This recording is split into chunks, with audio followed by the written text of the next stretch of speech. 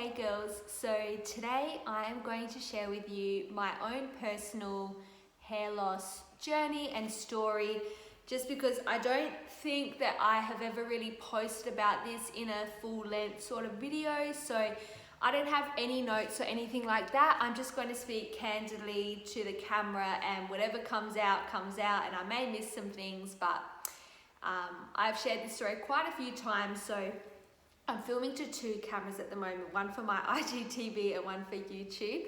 So if I'm looking in different spots, that is why. So I'll start from the beginning. Basically, my family have hair loss in the family. So my mum has lived with hair loss for a long time. Her hair started thinning after she was pregnant with her second child.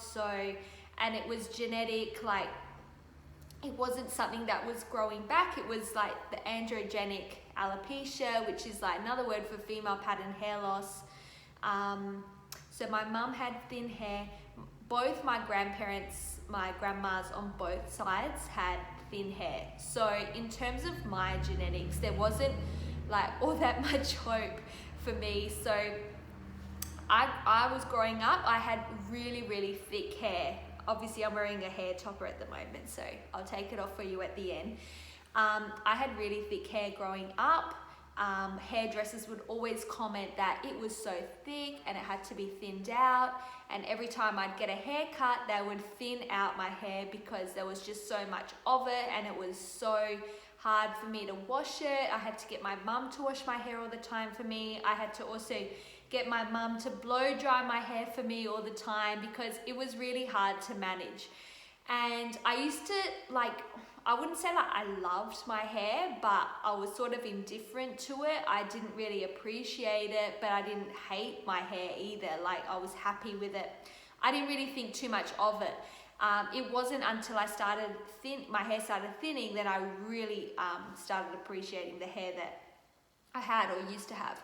So my thin hair story started when I was 19 years old. So when I was 19, this is when my hair started thinning. So there was one afternoon I remember washing my hair, and I was blow drying it, and I sort of gathered all my hair together and thought, oh my God, like I was touching it and thinking, where has all my hair gone? Because you know, you don't really, like, when your hair's super thick, it was obviously up until that point, obviously, like, it was shedding a lot in the shower, but I didn't notice it because I was used to hair falling out in the shower. Because there was so much of it, I'd always lose quite a bit. But obviously it was now to the point where I feel that my hair had actually maybe halved in thickness, and that was when I noticed it. So I remember blow drying my hair and basically freaking out, running to my mum saying, oh my God, my hair, like, it's really thin, like, have a look. And she, like, the look that she gave me, like, I will never forget, because she was just like, you could see in her eyes that she was really upset about it. And she'd obviously gone through hair loss herself, so she probably thought that maybe, like, this moment was coming. So she just said, oh my God, like, let me see. And then she had a look and she goes, yeah, it looks like it's quite thin. And I was just like distraught. So the thing that I can put it down to when I was 19 years old and I noticed that was one of my best friends committed suicide couple of four months before I noticed this. So actually probably a little bit more, anyway.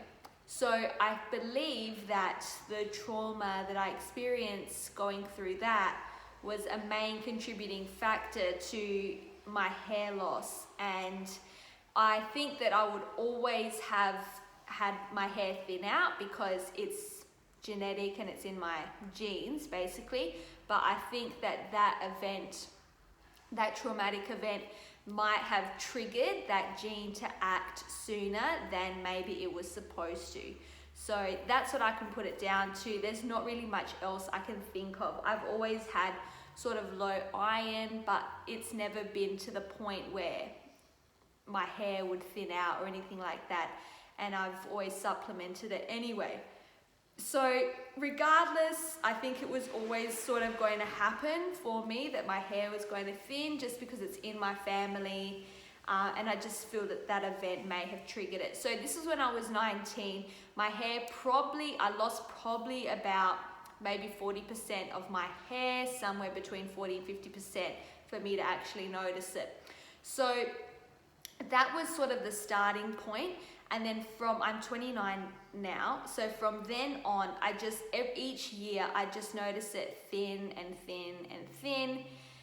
Not to a point where I needed to cover it up or use any powders or fibers or anything like that, because as I said, my hair it was quite thick. So when it thinned out to like 60% of what it was still definitely like not noticeable to anyone else except for myself and probably the people closest to me, if I had actually told them. Otherwise, no one would have like visually noticed that my hair was thin, and also no one's really noticing it anyway.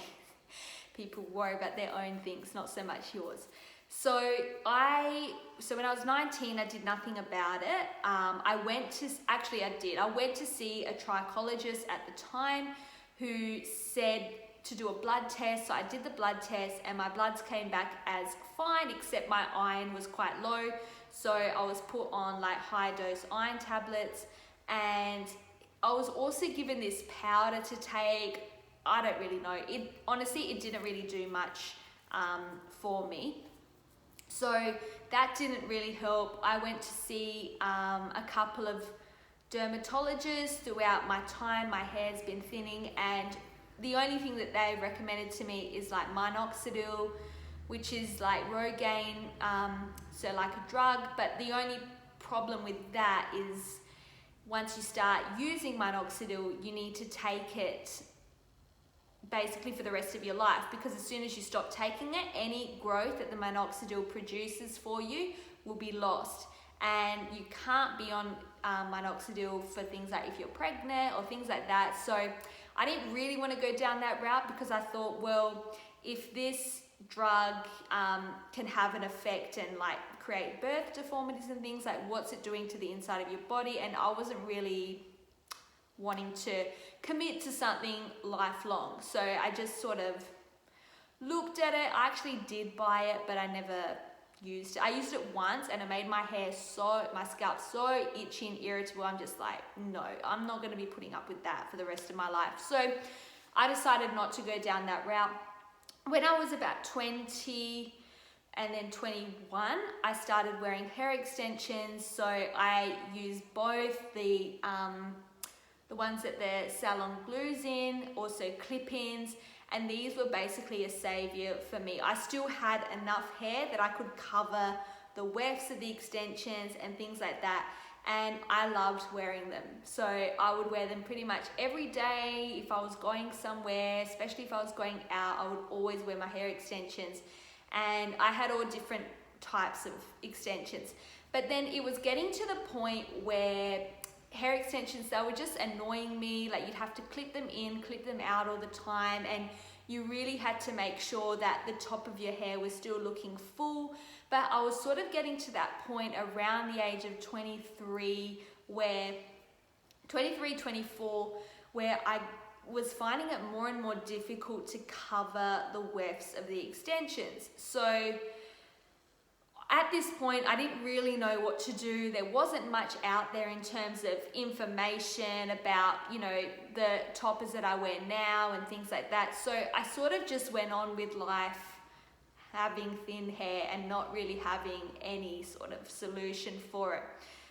The thing with my hair is, as I said, because it started so thick, even by the age of 24, it was still passable without having to wear anything. Like if my hair was oily, like I'd probably see my scalp more, but if it was clean and stuff, I could just get away with basic hairstyles. I'd tie it up or I'd wear it down, but yeah, like as I said before, like visually it looked like there was nothing wrong with it, but to myself, I knew that there was probably maybe at this point 40%, 50% of my hair left. So each year I just gradually see it getting thinner and thinner and thinner. So I was doing some research on the internet, and great, my other battery's died, but that's all good. I'll just keep going on this one. I came across a advertisement for hair toppers, and I thought, okay, this looks interesting. I'll have a look into it. So I was looking at some different places in like the place I live that do them, and I'm thinking, could that look realistic? I was thinking, like, how would you wear it with it? Because lots of the photos I was seeing were people with like fringes and stuff. I'm like, I don't really wear a fringe, so I don't know how it would look natural with my part and things like that. Like, what would the scalp look like? Would it look like Barbie doll hair or things like that? So I looked into it for about a week, and then one of my friends who's a hairdresser said, I know this place who does these hair toppers.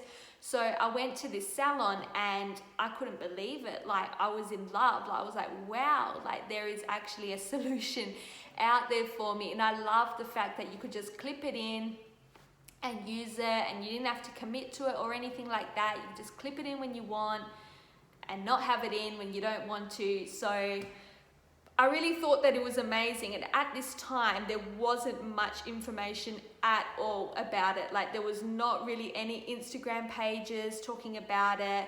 There was very little YouTube videos talking about this, and this was probably about 4 years ago when, yeah, the world of alternative hair was sort of just hair extensions or full wigs. And to be honest, the wigs that I was seeing were a bit like fake looking, and I didn't really look into wigs too much because I still had, you know, my hair, and I didn't want to wear a wig. I didn't even think it was an option. So I ended up purchasing a hair topper. It was a really small 2.5 by 5 piece, and it was a mono top, and honestly I loved it. I was like loving using it. I loved styling it. I loved that it was so easy to put in, and I probably wore that same piece for about a year, or even maybe a year and a half. And then I purchased another one, and yeah, I really liked it. And then I got married, and also I came off birth control, which I went on when I was about 21. And I don't know if birth control had an impact on my hair or not. I think it just sort of, I think it would have kept thinning regardless, or if I was on it or wasn't on it, but who's to know. After my wedding in 2017, I came off birth control and thought that, you know, I don't want to be on this anymore because I don't want to put more hormones in.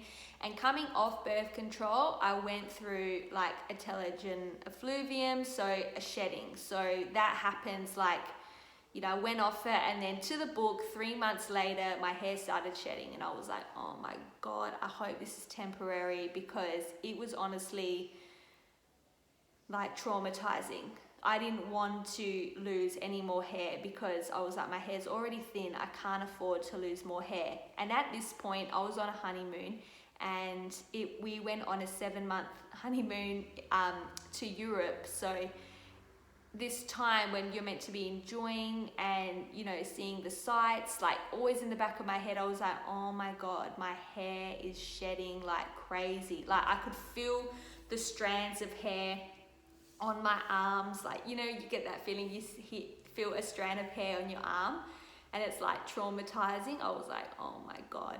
And then there were, you know, many times that I would like break down about it and cry and think, oh my God, like, what am I gonna do? And even though I had the toppers, I was still so upset about my hair. And it was, yeah, it was just a really like dark time. And this is the time when I started researching so much about toppers and hair loss and reading so much information. And around this time, about end of 2017, this was when a lot of girls started speaking out about their hair loss on social media. And I really found like comfort in, and there was some Facebook groups, and they were amazing to me in the beginning because I found so much comfort in people sharing their story. And I just, for the first time, it was like, wow, like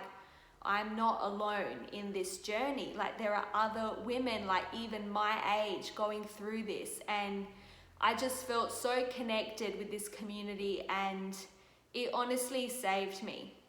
Because when I was feeling down about it, I'd log on and read a post, even though I'd probably read it 10 times, and it's just like, wow, I can relate to that, and that's me. So yeah, social media honestly saved me through this time. And it was through all this research that I ended up seeing an advertisement for a topper, and the girl was putting on a topper with a fringe.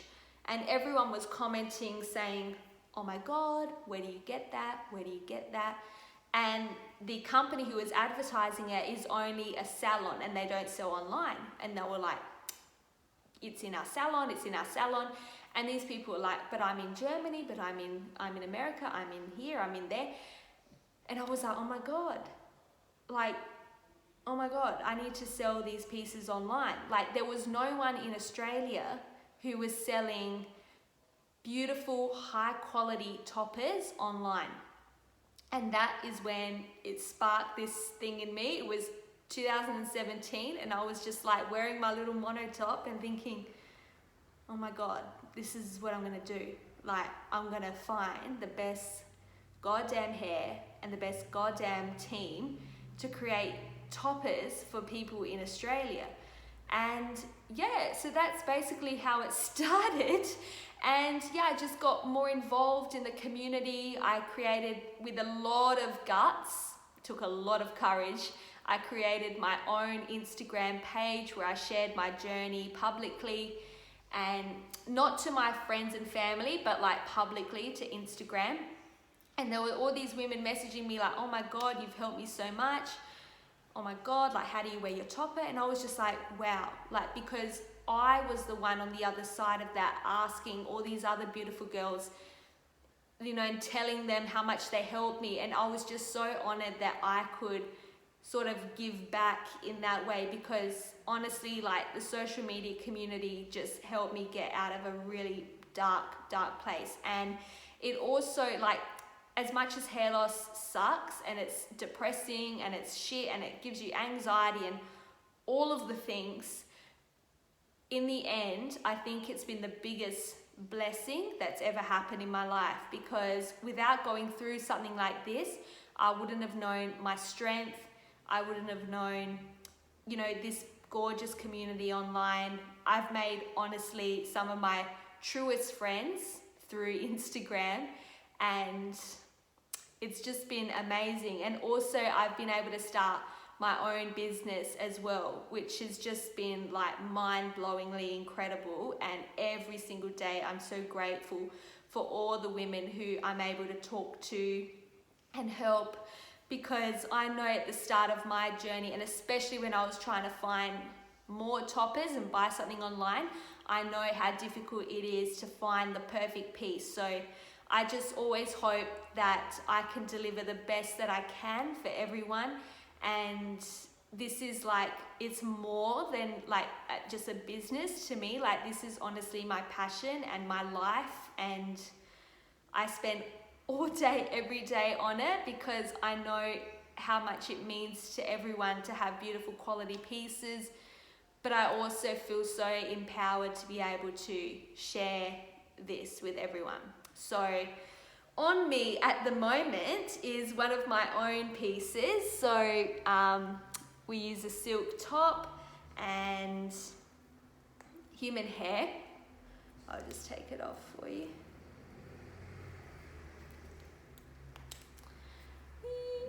So to this day, I still get comments from people saying, your hair's not even that thin. And the thing is, everyone has to understand that people are all on their own journey. So the hair, I've got hair fibers in at the moment, but you can see the hair fibers here. but the hair that I have now is nowhere near as thick as it used to be. You can see all those fibers in there. Nowhere near as thick as it used to be when I was young. And yeah, just every year I notice it becoming more and more fine. But at the end of the day, if you feel confident to wear your thin hair or wear your topper, like that's ultimately the goal. I just want people to feel empowered to be themselves and choose a solution that works for them.